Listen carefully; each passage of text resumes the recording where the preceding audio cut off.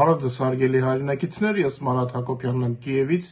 Այսօր Ուկրաինա-Ռուսաստանի լայնածավալ ներխուժման 1634-րդ օրն է, իրադարձությունները չափազանց շատ են, բայց ես կփորձեմ անդրադառնալ ամենակարևորին։ Դնեպրոպետրովսկի մարզը ամբողջությամբ ազատագրված է եւ մաքրված է թշնամական ուժերից, ռուսները նորից երգում են բարի կամքի դրսևորման մասին, դե իրենցը միշտ այդպես է, չէ, երբ որ միտեղից վռնդվում են, ասում են, որ իրենք են դուրս եկել։ Ուկրաինան իսկական որս է սկսել ռուսական լոգիստիկայի դեմ, իսկ մեր նորագույն ֆլամինգո հրթիռները հարվածել են Սամարայի Պրոգրես ռազմավարականի հրթիռատիեզերական կենտրոնին եւ Սավասլեյկա ռուսական ռազմական օդանավակայանին, ահարկում MiG-31-երը, որոնք պատրաստվում էին Ուկրաինայի ուղղությամբ արձակել կինժալ աերոբալիստիկ հրթիռները, խայտառակ ձևով դիմել են փախուստի, լցակայանների հերթերը վերադառնում են Մոսկվա եւ հարակից շրջաններ, Ռուսաստանում վառելիքային ճգնաժամը թափ է հավաքում նոր տեմպերով, այս ընթացքում իր դաշնակցից հետ չի մնում նաև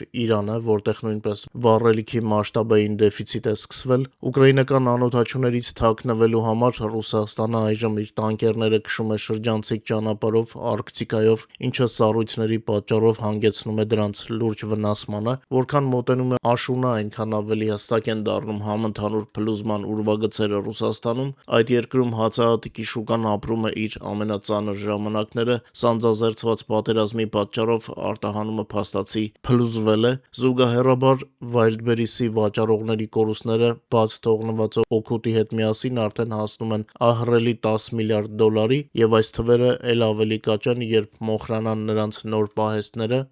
Այս ֆոնին ուկրաինա-հայկական շփումները նորագույն պատմության մեջ աննախադեպ տեմպ են ստացել, ամեն ինչ սկսվեց Ստեֆանչուկի եւ Ռուբինյանի զրույցից, որին հաջորդեցին արտգործնախարարների եւ երկրի ղեկավարների հեռախոսազրույցները, իսկ հենց այս պահին Կիևում է գտնվում Հայաստանի փոխարտգործնախարարը, մասնակցելու Կիևո-Պեչորյան Լավրայի հիմնադրման 975-ամյակի հանդիսություններին, նույնպես մի շարք հանդիպումներ են անցկացվում, աշխարհում առաջինը քրիստոնեությունը որպես պետական կրոն ընդունած երկրի պատվիրակության ներկայությունը հատուկ կարգավիճակ է հաղորդում այս միջոցառումներին, Ուկրաինան եւ Հայաստանը այն երկրներն են, որոնց ազատությունից ամենից շատ յուրովի սարսափում են ռուս մոսկովյան կայսերապաշտները։ Ուկրաինան 14 թվականից ի վեր գտնվելով Ռուսաստանի դեմ պատերազմում ահռելիորեն թուլացրել է ագրեսոր երկրին, իսկ Հայաստանի վճռական եւ վերջնական հեռացումը Մոսկվայի ազդեցությունից կդառնա այն վերջին մեխը, որը կխփվի պուտինյան կայսերական ռեժիմի դագաղին։ Ես իրոք շատ մեծ նշանակություն եմ տալիս Հայաստանի ներկայացուցչի մասնակցությանը Կիև-Պեչորյան Լավրայի հիմնադրման 975-ամյակի հանդիսություններին։ Իհարկե, պատմականորեն հայերը ավելի շատ կապված են Ուկրաինայի մեկ այլ գլխավոր սրբավայրի Սուրբ Սոֆիայի տաճարի հետ, բայց ինչպես հաճախ ասում եմ իմ եթերներում, Ուկրաինայում դժվար է գտնել մի բան, որի հետ հայերը կապ չունեն, եւ մեր ժողովուրդը անկասկած իր հետքն է թողել նաեւ Կիևո-Պեչորյան Լավրայի պատմության մեջ։ Իդեպ պատմությունից խոսեցինք հենց այն պատճառով, որ հայերն արդեն ավելի քան 11 դար կազմակերպված համայնքներով ապրում են Ուկրաինայում եւ ունեն փաստագրված տարեգրություն, դա խանգարում է մոսկովյան կայսերական կեղծարարներին գողանալ Ուկրաինայի պատմությունը։ Ուկրաինայի հայկական պատմությունը նաեւ հզոր գործիք է, որը ուկրաինական ժառանգությունը յուրացնելու ցանկացած փորձի դեպքում ուժգին հարվածում է կրեմլյան կայսերապաշտների ձեռքերին։ Եվ քանի որ անդրադարձանք այս պատմական թեմային, հավելեմ, որ մենք այս տարի նշում ենք հայտնի ուկրաինացի պատմաբան Յարոսլավ Դաշկևիչի ծննդյան 100-ամյակը, ում իրավամբ անվանում են Ուկրաինայի հայերի պատմության հայր հետազոտող, հենց նա է 20-րդ դարում հավաքել եւ համակարգել Ուկրաինայի հայության պատմությունը, իսկ նրա աշակերտուհին լվովցի ականավոր գիտնական Իրինա Գայուկը հրատարակել է Ուկրաինայի հայերը աշխատությունը, իսկ այնուհետև տարիների երկարատև աշխատանքից հետո լույս ընծայել նաև Ուկրաինայի հայկական մշակույթի պատկերազարդ հանրագիտարանը։ Լինելով իր ուսուցչի արժանի հետնորդը, Իրինա Գայուկը իր անունը հավերժ գրեց ուկրաինա-հայկական հարաբերությունների եւ անշուշտ Ուկրաինայի հայերի պատմության մեջ։ Ահա թե ինչպիսին է մեր Ուկրաինան, որտեղ հայերը Ուկրաինայի մի մասն են, իսկ ուկրաինացիները հայոց պատմության մասնիկը։ Ես շատ կցանկանայի, որ Հայաստանում Ալեքսանդր Սպենդիարյանի կողքին քաչ հայտնի լիներ նաև Գաբրիել Այվազովսկու անունը, մեծանուն գիտնականի եւ լուսավորչի, ում եղբայրը ոչ պակաս հռչակավոր ծովանկարիչ Հովհաննես Այվազովսկին է, ում իդեպ նրանց տոհմը Գալիցիայից էր տեղափոխվել Ղրիմ,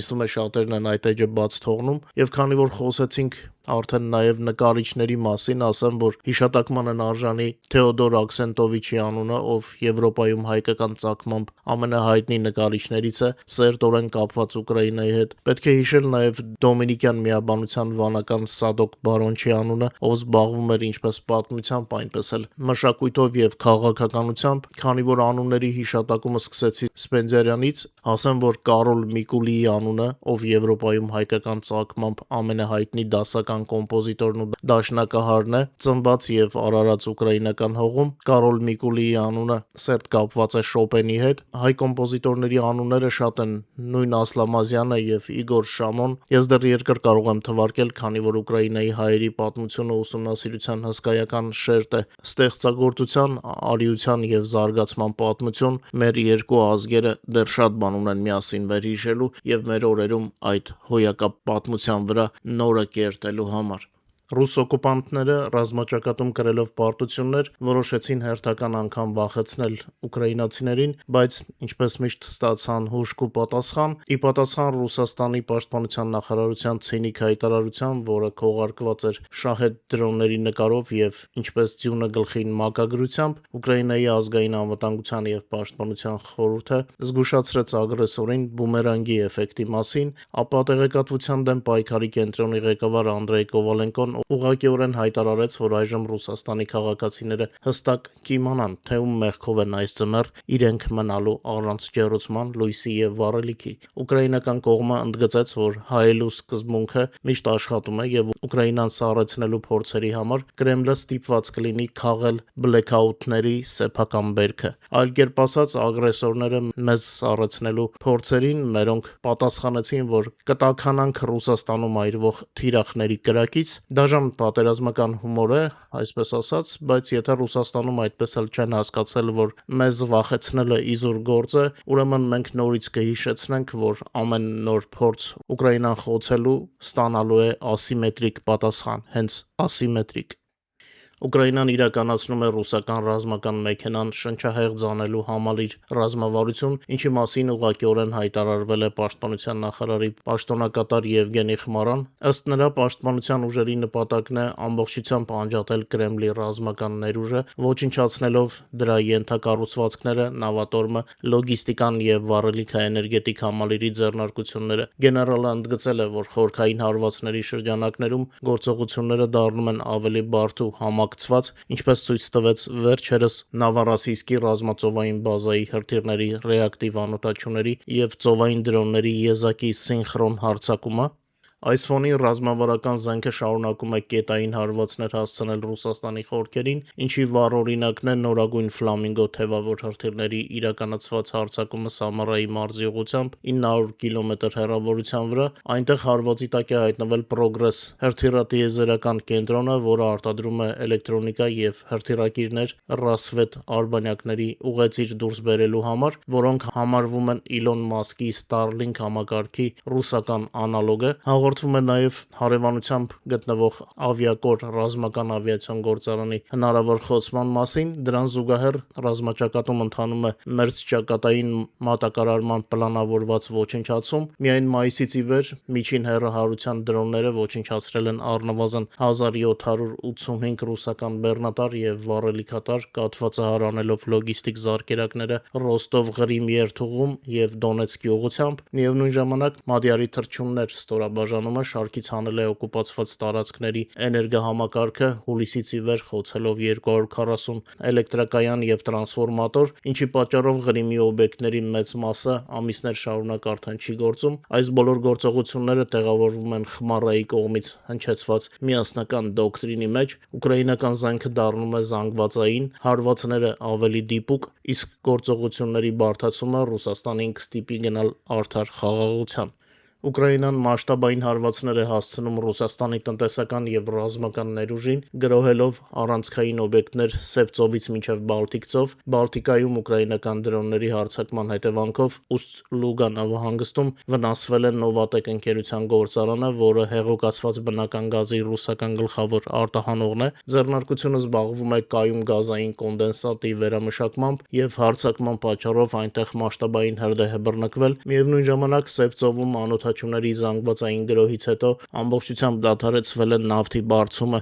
Նավառոսիյսկի Շեսխարիս տերմինալում, որն ընդունակ է օրական մշակել մոտ 700,000 բարել նավթ։ Այս նույն հարձակումը արգելափակել է 3 խոշորագույն հացահատիկային տերմինալների եւ Սևծովյան նավատորմի բազայի աշխատանքը, որտեղ խոցվել են մի քանի ռուսական ռազմական նավեր։ Հումքային արտահանմանը հարվածելուն զուգահեռ Ուկրաինայի պաշտպանության ուժերը համակարգված կերպով ոչնչացնում են զորքերի կառավարման կետերը հենց ճակատում եւ թիկունքում։ Ուկրաինայի զինուժի գլխավոր շտաբի տվյալներով վերջին հարվածների արդյունքում Խերսոնի մարզի Ժելեզնի պորտի շրջանում ոչնչացվել է 2 վերգետնյա կապի ռետրանսլյատոր, որոնք ապահովում էին ռուսական գերան եւ գերբերադրոնների կիրառման հեռահարությունն ու կայունությունը։ Կետային հարվածներ են հասցվել նաեւ հակառակորդի անօդաչուների 5 կառավարման կետերի, որոնք գտնվում էին Չասովյարի, Ժելեզնի պորտի, Լուգավոյի շրջաններում, ինչպես նաեւ Ռուսաստանի Կուրսկի մարզի Վոլֆինո եւ Գարձիևկա գյուղերում, այն ժամանակ, երբ ուկրաինական ուժերը ոչնչացնում են ռուսական կառավարման համակարգերը եւ ագրեսորի բյուջեն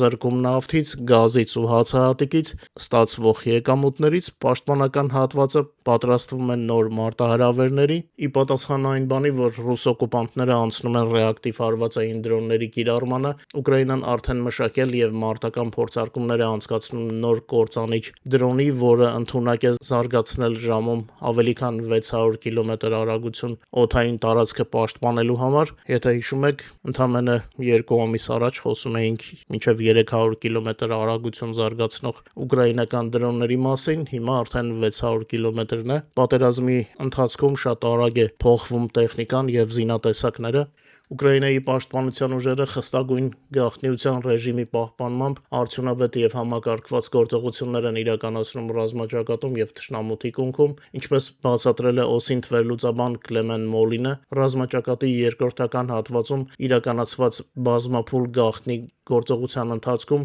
ուկրաինական ստորաբաժանումները հարվածներ են հասցրել ռուսական 5 բանակների, ազատագրել ավելի քան 2 տասնյակ բնակավայրեր եւ դանդաղեցրել օկուպանտների հարձակումը Գուլիայի պոլի ուղղությամբ, ինչպես ասացի եթերի սկզբում, ամբողջությամբ ազատագրվել է Դնեպրոպետրովսկի մարզը։ Մարտավարական հաջողությունների զուգահեռ պաշտպանական հատվածը պատրաստվում է ռազմավարական բեկման, արդեն այս աշնանը ուկրաինական Firepoint ընկերությունը նախատեսում է ավարտել մինչև 200 կմ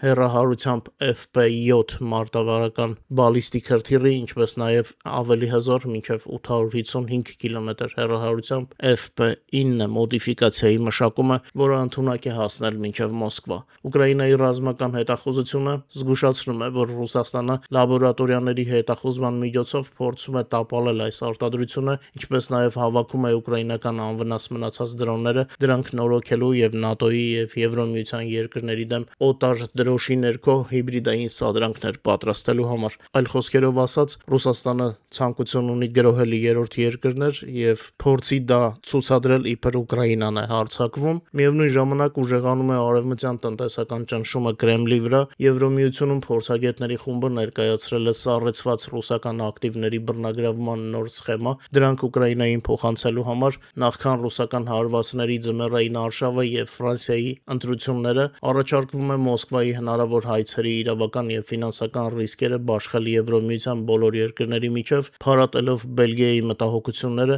ինչը կամրապնդի Կիևի դիրքերը։ Այս միջոցառումների համալիրը արդեն հանգեցրել է Ռուսաստանի ներքին համակարգային ճնշման, որտեղ Ուկրաինայի կողմից նավթավերամշակման գործարաններին հասցված նոր հարվածների ֆոնին արագորեն ծավալվում է վառելիքային դեֆիցիտի երկրորդ ալիքը։ Լիպեցկի մարզում գործարանների կանգառի պատճառով դադարել են Լուկոյլ եւ Տեբոյլ ընկերությունների մատակարարումները, իսկ Ռոսնեֆտի հնարավորությունները չեն ծածկում պահանջարկը, ինչի պատճառով իշխանությունները խոստովանել են զույգ եւ կենտ օրերով լիցքավորման սխեմայի անարդյունավետությունը։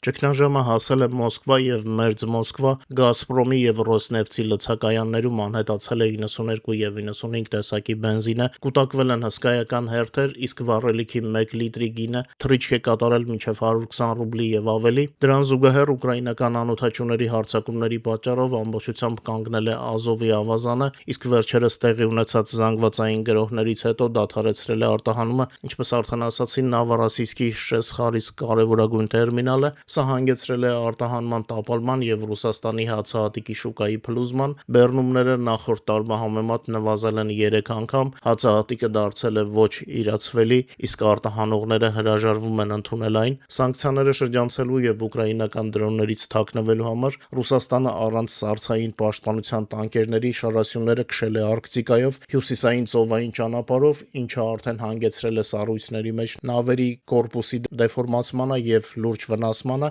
Այս ֆոնին ագրարային ճգնաժամը պատել է նաեւ Ուկրաինայի օկուպացված տարածքները։ Ազգային դիմադրության կենտրոնը հայտնում է, որ ճանապարհների գնդակոծության ռիսկի պատճառով փոխադրողները զանգվածաբար հրաժարվում են դուրս բերել բերքը, հացահատիկը փտում է պահեստներում, իսկ տեղի ֆերմերները չունեն միջոցներ հաջորդ ցանքսին պատրաստվելու համար։ Դեռ ռուսները պետք է պատրաստ լինեին սրան, որովհետև մենք չէինք պատրաստվում սպասել եւ տեսնել, թե իրենք ինչպես են գողանում օկուպացված տարածքներից նաեւ մեր ցորենը։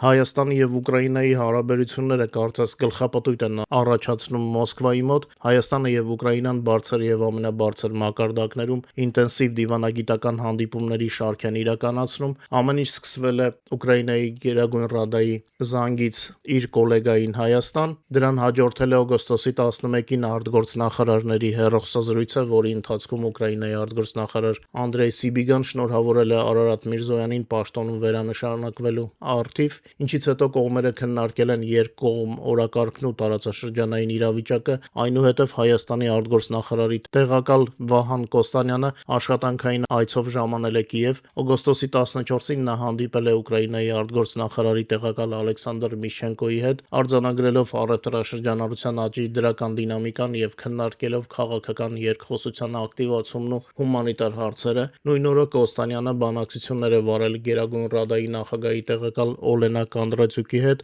ընդգծելով միջխորհրդարանական կապերի սերտացման եւ բազմակողմանի խորհրդարանական հարթակներում համագործակցության խորացման կարեւորությունը տևական խաղաղության առաջ մղման համար։ Օգոստոսի 15-ին Կիևա-Պեչորյան մայրավանքի հիմնադրման 975-ամյակի տոնակատարությունների շրջանակում Վահան Կոստանյանը կարճատև զրույցներ է ունեցել անձամբ Ուկրաինայի նախագահ Վլադիմիր Զելենսկիի եւ արտաքին գործերի նախարար Անդրեյ Սիբիգայի հետ։ Հայ դիվանագետը փոխանցել է Հայաստանի բարձրագույն ղեկավարության շնորհավորանքները, ընդգծել դարավոր պատմամշակութային կապերը եւ ուկրաինական ղեկավարության հետ կարևորել հարաբերությունների առավել ամրապնդումը։ Կիևում կայացել է նաեւ նրա հանդիպումը Գերագույն ռադայի արտաքին քաղաքականության հանձնաժողովի նախագահ Ալեքսանդր Մերեշկոյի հետ, որտեղ կողմերը պայմանավորվել են ակտիվացնել երկու երկրների խորհրդարանների համապատասխան հանձնաժողովների միջև կապերը փոխայցելությունների միջոցով։ Իմ կողմից ավելացնեմ, որ ուկրաինական կողմը բավական դրական է գնահատում հայկական կողմի հետ այս զարգացումները։ Հուսանք, որ տեմպը հենց այսպիսին էլ կմնա, որ հայ-ուկրաինական հարաբերություններից իրոք Մոսկվան գլուխը կորցնի։ Կրեմլում իրոք շատ են կախված Ուկրաինայի եւ Հայաստանի հետ հարաբերություններից, եւ ինչպես ասացի, Պուտինի կայսրության դագաղի վերջին մեխը կարող է խփել հենց մեր փոքր, բայց հպարտ Հայաստանը։ Մինչ մեր հաղորդման մյուս թեմաներին եւ առաջնագծի լուրերին անցնելը, խնդրում եմ օգտագործել YouTube-ի գործիքները մեր եթերի առաջխաղացմանը նպաստելու համար։ Խնդրում եմ լայքեք եւ եթե հնարավոր է կիսվեք մեր հեռարձակմամբ սոցիալական ցանցերում։ Հիշեցնեմ նաև, որ օրը 24 ժամ կարող եք տեղեկանալ Ուկրաինայի եւ Ուկրաինայի շուրջ նորությունների մասին մեր Telegram-յան ալիքից, QR կոդը ձեր էկրաններին է, բոլոր եթերների նկարագրության մեջ եւ մեկնաբանությունների ամենավերևում ենք ամրացնում։ Հասանք ռազմաճակատի թվերի բաժնին։ Անցած 3 օրվա ընթացքում ռազմաճակատում տեղի է ունեցել 667 մարտական բախում, որոնց ընթացքում մեր մարտիկները ոչնչացրել են ևս 4350 օկուպանտի, նաև 3 օրվա ընթացքում ոչնչացվել է թշնամու ավելի քան 7163 միավոր տեխնիկա եւ սպառազինություն։ Ռելիզները ձեր էկրաններին են, բայց զգում եք չէ՞ մասշտաբները։ 3 օրում 4350 Պուտինի զինվոր է ոչնչացվել, Լայնամասշտաբ պատերազմի սկզբից ի վեր Ռուսաստանի ընդհանուր կորուստների թիվը հասել է արդեն 1,467,320-ի։ Ամեն նոր ծանր հարվածից հետո, որ Ուկրաինան հասցնում է Ռուսաստանին, Կիևը առաջարկում է հրադադար, Ռուսաստանը այդ առաջարկությունը պրոպագանդայով ներկայացնում է, իբր մենք վատ վիճակից ենք։ Հրադադարի առաջարկը շարունակելով ստանալ անդառնալի հարվածներ, արդեն պարզ է, որ եղած կորուստները տարել են Ռուսաստանը ետդարձի գծից շատ հեռու, բայց Պուտինը այլ ելք չունի, քան հաղթող ձևացնել, օրինակ երեկ մեր ուժերը հերթական անգամ ազատագրեցին Դնեպրոպետրովսկի մարզը, իսկ ռուսները լուր են տարածում, թե իբր իրենք ժամանակավորապես դուրս են եկել այդ ուղղությունից այլ տեղանքում գրոհելու համար։ Հիշում եք Կիևի մարզից դրանց մերոնք ինչպես ջարդեցին, մնացորդները հազիվ փախան, բայց ռուսական պրոպագանդան խոսում է բարի կամքի ժեստից, հետաքրքիր է ով է արել այդ ժեստը, այն Իրպենում եւ Բուչայում ջախջախված զորքերը, լուսանկարած ձեր էկրաններին է, այս ոչնչացվածներն են բարի կամքի ժեստ արել։ Հիշում եք այս նկարը, այս ոչնչացված զորքերն են, հա, որ ռուսների պատկերացմամբ իբր դուրս են եկել բարի կամքից։ Ռուսական պրոպագանդան այնքան ծիծաղելի է, որ էլ ասելու չի։ Ցավոք Հայաստանում բազում լրատվականներ դեռ շարունակում են տարածել ռուսական ստերը եւ մեր հայրենակիցները, ավելի ճիշտ մեր հայրենակիցների զգալի մասը շարունակում են դեզինֆորմացված մնալ։ Օրերս Facebook-ում մեր հայրենակիցներից մեկը գրել էր, թե մոտ օրերս ով է Պետերբուրգից Ամերիկա թռնում բանկա փոխանցելու։ Պատկերացնում եք անտեղեկության աստիճանը։ Մարդը գիտի, թե Ռուսաստան է մնացել, որտեղ Ամերիկա էլ ինքնաթիռ թռնի։ Ստեղ են ասել, չէ, միչե Փարիզ, այն Վարդանիկի անեկդոտը հիշեցի, որ հորը դպրոց են կանչում, ասում է, էլ ուր այնտեղ դպրոց։ Հիմա այս մոլորվածներինն է, ասում է Պետերբուրգից Ամերիկա ով է թռնում։ Ցավոք մեր հայաստանյան լրատվամիջոցները դեռ ուշքի չեն եկել եւ շարունակում են տարածել ռուսական ապատեղեկատվությունը։ Ինչևէ, իսկ մենք շարունակում ենք մեր եթերը։ Ուկրաինական Firepoint ընկերությունը պաշտոնապես հաստատել է, որ օգոստոսի 15-ին Ուկրաինայի պաշտպանության ուժերը FP5 Flamingo թևավոր հրթիռների կիրառմամբ հարվածել են Սամարայում գտնվող Progress ռազմավարական հրթիռատիեզերական կենտրոնին։ Հիմնական հարվածը հասցվել է 106A կորպուսին, որտեղ հավաքվում են Soyuz 2 հրթիռակիրների բորտային էլեկտրական համակարգերը, սարքավորումներն ու տպասալերը, որոնք ուղեծիր են դուրս բերում ռազմական եւ պետական կապի եւ հետախուզության արբանյակները։ Progress-ը Ռուսաստանում այս հրթիռների սերիական հավաքումը իրականացնող միակ ձեռնարկությունն է եւ այժմ արտադրության վերականգնման եւ կրկնակի սերտիֆիկացման համար կպահանջվի մի քանի ամիս։ Այս գրոհը տեղավորվում է ընդհանուր ռազմավարության մեջ։ Օգոստոսի 1-ից 15-ը ընկած ժամանակահատվածում Ուկրաինան ռեկորդ է սահմանել Ռուսաստանում խոցելով առնվազն 43 ենթակառուցվածքային օբյեկտ, կրկնակի նշանակության 22 լոգիստիկ պահեստ եւ 21 նավթավերամշակման ձեռնարկություն եւ օդանավակայան։ Փորձագետների գնահատմամբ հեռահար դրոնների արձակման ինտենսիվությունը հասել է օրական մոտ 350 միավորի, ընդ որում դրոնների զգալի մասը հաջողությամբ հասնում է թիրախներին։ Դրան զուգահեռ Cyber Corps համայնքի կիբերմասնագետները Ուկրաինայի գլխավոր հետախուզական վարչության հետ համատեղ օգոստոսի 10-ից 11-ը մասշտաբային կիբերհարձակում են իրականացրել Wildberries Marketplace-ի թվային ենթակառուցվածքի վրա, որը կապված է ռուսական ռազմական մեքենայի ֆինանսավորման եւ լոգիստիկայի հետ, ինչը հանգեցրել է վճարումների խափանումների, սպասարկման անդրոդային կապուղիների արգելափակման եւ կոնտակտային կենտրոնների գերբեռնման։ Այս հարվածներն ու արևմտյան պատժամիջոցները խորացնում են դիսբալանսը Ռուսաստանի տնտեսության մեջ, որը բաժանվել է երկու հատվածի՝ ռազմական, որը շարունակում է ստանալ ահռելի պետական ռեսուրսներ, եւ քաղաքացիական, որը խորը ճգնաժամի մեջ է եւ որտեղ անորակ բենզինի պատճառով մեքենաներ են զանգվածաբար փչանում։ Ռուսաստանի նավթագազային եկամուտները 26 թվականի առաջին կիսամյակում կազմել են 24 թվականի նույն ժամանակահատվածի մակարդակի ընդամենը 64%-ը, սակայն տնտեսական խնդիրները չեն խանգարում Կրեմլին շարունակել պատերազմը։ Ընդհակառակը Եվրազիա գրուպի վերլուծաբանների կարծիքով ֆինանսական վատթարացումը կարող է դրդել Պուտինին գնալ հետագա դեէսկալացիայի եւ փորձել ավարտել պատերազմը սեփական պայմաններով, նախքան փողերի վերջնականապես սպառվելը, միջազգային ասպարեզում սա հանգեցնում է լուրջ դիվանագիտական ակտիվության։ Ռուսաստանի արտգործնախարարությունը իդեմս Մարիա Զախարովայի կոշտ քննադատությամբ հարձակվել է Թուրքիայի եւ Ամերիկայի վրա, պահանջելով պարզաբանումներ Ուկրաինային ամերիկյան արտադրության հարձակողական սպառազինության փաթեթ վաճառելու Անկարայի պլանների պատճառով, որը ներառում է 12 միավոր M250 ՀԿՌԿ 70 միավոր ատակամ սրթիռ, ինչպես նաեւ թուրքական Խան բալիստիկ հրթիռներ մինչեւ 280 կիլոմետր հեռահարությամբ։ Դրան զուգահեռ Ֆրանսիան եւ Գերմանիան մշակում են Ռուսաստանի հետ խորհրդակցությունների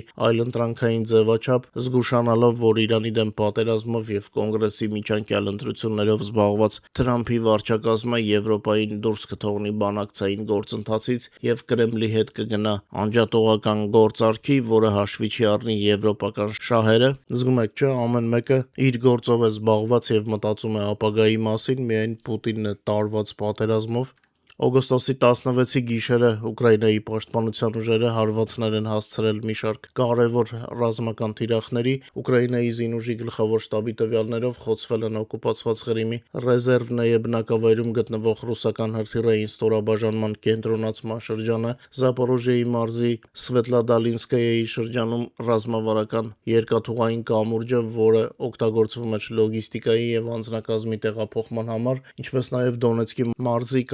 Կարլովկայում գտնվող հակառակորդի նյութատեխնիկական միջոցների եւ զինամթերքի պահեստները։ Դրան զուգահեռ Մոսկվայի մարզը ենթարկվել է դրոնների զանգվածային գրոհի, վստահ եմ մեր Telegram-ից արդեն բազում կադրեր տեսել եք։ Նոր ուկրաինական գրոհը կաթվածահարել օդանավակայանների աշխատանքը, ամբողջությամբ այրվել է Ռուսաստանում Wildberries ընկերության խոշորագույն բաշխիչ համալիրը Կոլեդինոյում շուրջ 250,000 քառակուսի մետր տարածքով, ինչպես նաեւ հրդեհ է բռնկվել հյուսիսային Դամադզեդովի լոգիստիկ կենտրոնի թիվ 15 պահեստում եւ Պադոլսկիա օբյեկտներում։ Անօդաչու համակարգերի ուժերի հրամանատար Ռոբերտ Մադյար Բրովդին հաստատել է հարվածները եւ բացատրելով, որ ռուսական բանակին մատակարարող Wildberries-ի պահեստները, ինչպես նաեւ նավթային, քիմիական եւ ռազմական գործարանները օրինական թիրախներ են եւ Ուկրաինան կշարունակի ցավը վերադարձնել թշնամուն։ Այն ցավը, որ նրանք մեզ համար էին նախապատրաստել։ Նույն գիշերը օկուպացված Դոնեցկում խոշոր հրդեհ է բռնկվել ռուսների կողմից զավթված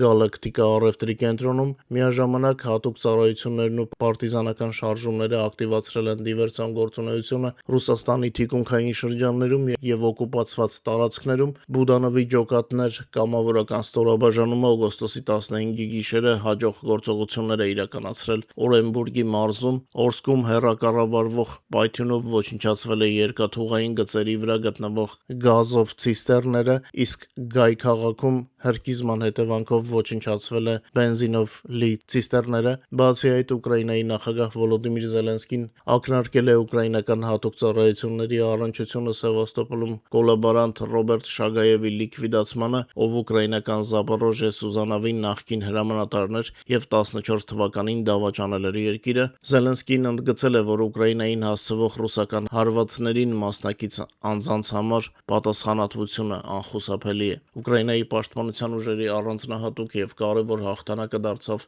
Սավասլեյկա ռուսական ռազմական օդանավակայանին հասցված ոսկերչական կանխարգելիչ հարվածը։ Ուկրաինական զորքերը հակառակորդի ավիացիային անակնկալի բերեցին հենց այն պահին, երբ վերջիններս պատրաստվում էին հերթական զանգվածային հարձակմանը Ուկրաինայի քաղաքների վրա։ Կետային գրոհի արդյունքում ռուսական նահարկում MiG-31 կործանիչ որսիչները, որոնք արդեն զինվում էին կինժալ աերոբալիստիկ հրթիռներ արձակելու համար, ստիպված եղան խայտառակ ձևով դիմել փախուստի, ինչը լիովին տապալեց Կրեմլի ակնթարթային հրթիռային հարված հասցնելու պլանները։ Ինչ վերաբերվում է Մոսկվայի մարզի օբյեկտների վրա անօդաչուների զանգվածային հարձակմանը, ապա չնայած ավերածությունների ահռելի մասշտաբներին եւ Կալեդինոյում Wildberries-ի 250,000 քառակուսի մետր տարածքով բաշխիչ կենտրոնի գրեթե ամբողջական ոչնչացմանը, պահեստների անձնակազմի շրջանում զոհերից հաջողվել է խուսափել։ Տեղական իշխանությունները պաշտոնապես հաստատել են, որ Կոլեդինոյի եւ Հյուսիսային Դամադեդովի աշխատակիցների բոլոր հերթափոխները օդային տագնապի հայտարարումից անմիջապես հետո ժամանակին տարհանվել են։ Միևնույն ժամանակ հայտնի է դարձել Ռամենսկայի շրջանում տեղի ունեցած ողբերգական միջադեպի մասին, որտեղ խոցված անօդաչուի մասնավոր տան տարածք ընկնելու հետևանքով զոհվել է 83-ամյա տեղի բնակիչ։ Բազում անգամ ասել են, որ ռուսական հոպը ավելի վտանգավոր է ռուսաստանցիների համար, քան ուկրաինական հրթիռները, որոնք խոցում են բացարձակապես ռազմական եւ ռազմավարական թիրախներ։ Այս դեպքը հերթական անգամ ապացուցում է, որ հենց բնակելի թաղամասերի վերևում ռուսական հոպի քաոսային աշխատանքն է գլխավոր սպառնալիքը հանդիսանում հենց իրենց ռուսների համար, մինչդեռ ուկրաինական ուժերը նպատակաուղղված են բացառապես թշնամու ռազմական եւ լոգիստիկ ենթակառուցվածքների ոսկերչական ճշգրտությամբ ոչնչացմանը։ Միևնույն ժամանակ անգամ լքված Արցախի հողը շարունակում է իր պատերազմը։ 20 թվականի պատերազմից հետո Արցախում ականների պայթյուններից տուժել է 436 ադրբեջանի քաղաքացի, ինչը խոչընդոտում է Ալիևի կազմակերպած աշխատանքների շարունակմանը։ Օգոստոսին Մարտունու եւ Քարվաճառի շրջաններում տեղի ունեցած միջադեպերը հաստատում են տարածաշրջանում դեռ երկար կլինի պատերազմի արձագանքը։ Ինչևէ, պատերազմը շարունակվում է, ուկրաինական հարվածները, ինչպես արդեն ասել եմ, շատացել են եւ օր-օրի գնալով շատանում են։ Կրեմլի այս ռազմական ու տնտեսական տապալումների ֆոնին ուկրաինա-հայկական շփումները նորագույն պատմության մեջ պարզապես աննախադեպ տեմպ են ստացել։ Միայն պատկերացրեք բառացիորեն վերջին կես ամսվա ընթացքում Կիևի եւ Երևանի միջև ավելի շատ պաշտոնական հանդիպումներ ու շփումներ են եղել, քան նախորդ մի քանի տարիների ընթացքում։ Իշխանության բոլոր մակարդակներում այս դիվանագիտական մարաթոնը հստակ ցույց է տալիս, որ մերձեցման գործընթացը դարձել է համակարգային եւ հուսամ արդեն անդառնալի։